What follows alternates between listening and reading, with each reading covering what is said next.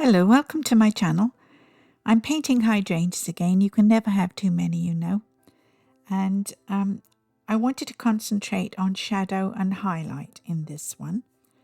So I hope you enjoy the video and thank you very much for watching. I'm using my usual palette of titanium white, primary yellow, raw sienna, raw umber, French ultramarine blue, sap green and alizarin crimson. And I'm using a 3/4 inch flat, a 1/2 inch flat, a liner brush and a powder brush for blending. I'll put a link for my backgrounds in the description. I feel they're very personal. Some people like very neutral backgrounds or different coloured backgrounds to me. I like something very green, sort of natural looking. So that's the background I almost always do when I'm painting flowers. So I'm using raw sienna and a liner brush, and I'm sketching in where I want my flowers to be and the stems.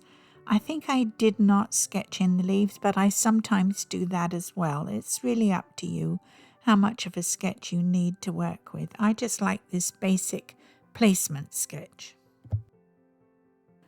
Now I know where my flowers are going to be. I'm going to work on those first with a filbert brush. This is a flat brush with a rounded top to it, and it makes a great petal shape.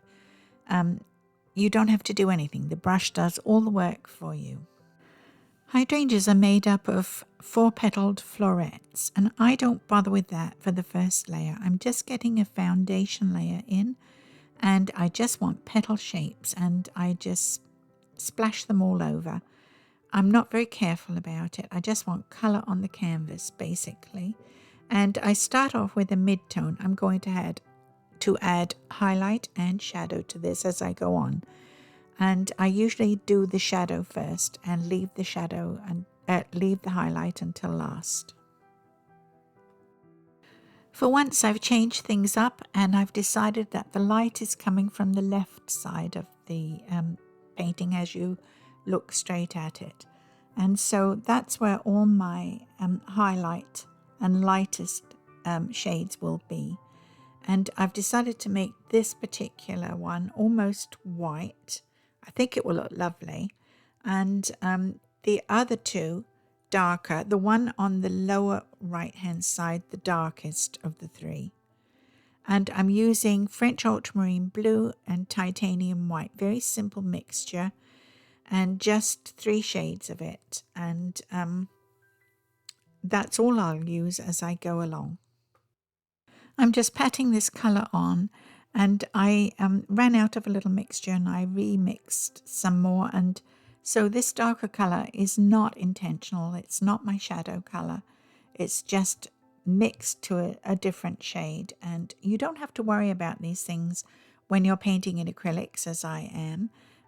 You can change anything you want anytime. It's a lovely medium to work with. And there we are. The first layer of petal shapes is complete, and I will add more floret shapes, 4 petals at a time, for the next round. But I think I'm going to do the leaves next. The way I work is to use a mid-tone, a shadow and a highlight, just 3 shades of each colour. And I find that works for me. And if I want something a little more exciting, then I add a different colour. I use the Talo colours because they're very vibrant, and I find they punch up a painting quite well. Or I might use a transparent colour because that adds depth to your painting. If you use alizarin crimson, say, or alizarin crimson or French ultramarine blue, they're really great, and raw umber is too. They're all transparent and they just add another layer of colour to your painting. I should say here that I'm pulling in the leaves from the outer edge in toward the centre vein. I'm using the same green to add to the stems. I usually get several different colours on my stems. I decided I don't like this white hydrangea. It doesn't give me any room to add a highlight. I've decided to make a very pale blue and cover it with that first. And then when I put my highlight on, it will show as a highlight. That's what I'm hoping.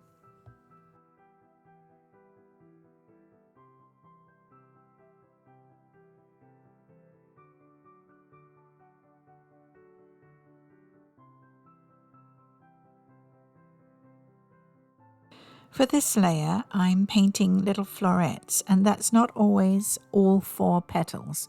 Sometimes it's just 2 petals and a swipe sideways for the petal that we can't see fully. And sometimes it's 4 petals, but very rarely. It's mostly 2 and 3 petals at a time.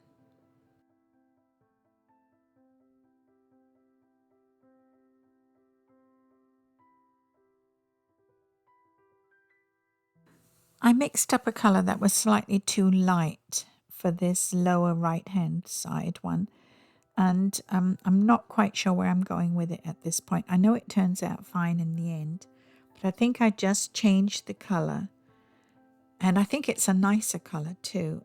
I tend to go with the flow when I'm painting. If something changes, well, it changes. I'm using raw sienna and a liner brush, and I'm adding some more. I think I mixed in some alizarin crimson to that raw sienna. I just want a little more punch to the stems, and the green wasn't doing it. It was blending into the background. So I've changed the colour a little bit, and it will probably change again before the painting ends. So bear with me on this.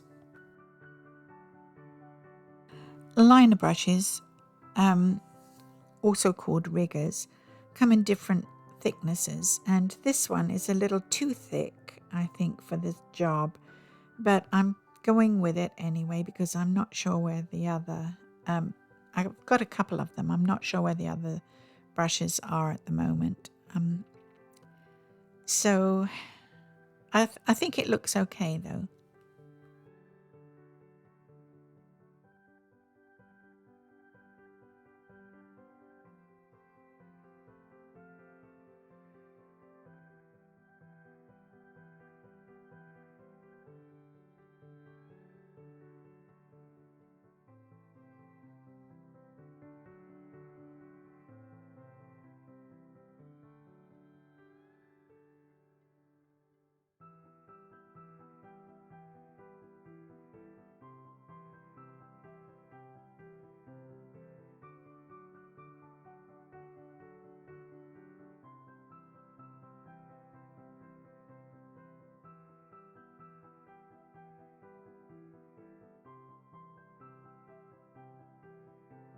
I mixed some French ultramarine blue into my sap green and made a darker colour for my shadow, and I'm putting it on the side opposite to where the highlight will be, on the right hand side of the painting. This is a little odd for me. I almost always make the light coming from the right, and in this case I made it coming from the left. So everything on the left side will be a bit darker to that on the right side. If the leaf is curved, the right side of the leaf will be darker.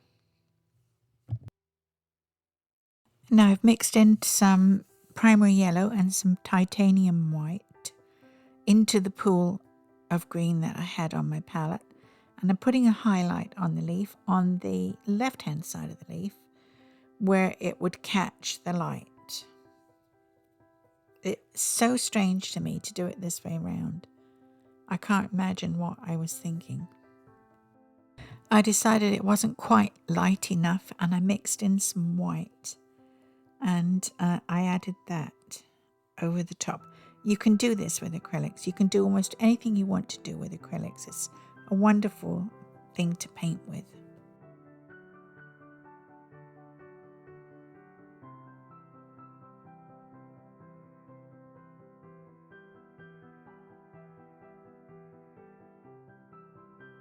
For my highlight on the shadow, I like to use straight titanium white. As I go on, I mix a little primary yellow in it just to give it a little warmth. And but I'm glad that I painted this particular flower a darker blue, because you can see the highlight shows up on it. When I add the yellow to it, it gives it more warmth and more depth. You'll see as I go on.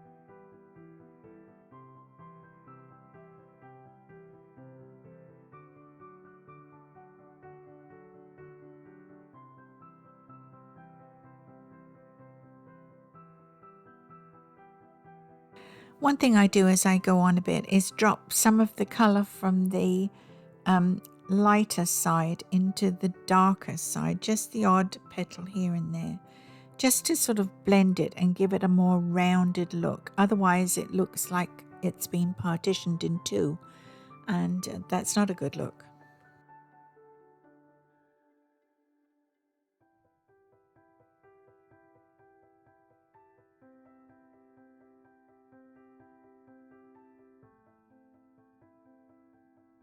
I cut hardly anything out of my videos. You're seeing this painting in almost real time. I take just a few little snippets out here and there if I haven't got my paintbrush on the canvas and I feel it might get a little too boring. Then I'll snip out that little section. But you see almost all the painting as I do it. I think it ends up at about 20 minutes. For the centers of the florets, I use a Q-tip and that sort of mid-tone green, and I dab that in, but I think it didn't look quite bright enough. So I used a rigger brush, a liner brush, and dabbed it a darker green over the top, and then that looked too fierce. It just stood out too much.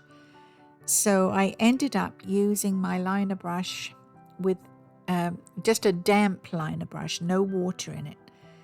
I rinsed it out, squeezed it out so that it had no water in it, and then I just swiped each of those little dots so that they're there, but you can't see them too much or too little. And the other thing I will say is don't put too many of those on. Put about 4 or 5 on each floret. You don't need every single floret dotted. It just would look weird if it was. See how they look so stark? They look like they've got chicken pox. So this is where I wipe them out with a damp brush. As long as the paint hasn't dried, you can lift it with a damp brush.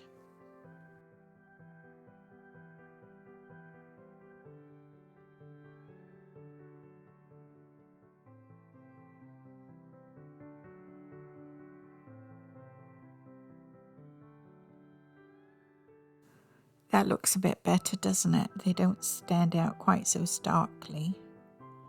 I think that's better.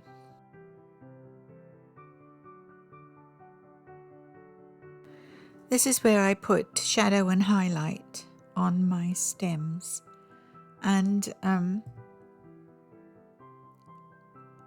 I usually get quite a lot of colour on my stems, and I use French ultramarine blue, raw umber, alizarin crimson, and for a highlight I usually mix in titanium white with the alizarin crimson and some yellow, and that gives me a sort of orange highlight.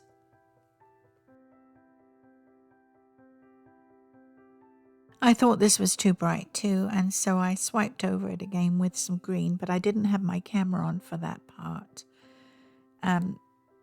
But I think it looks good in the end.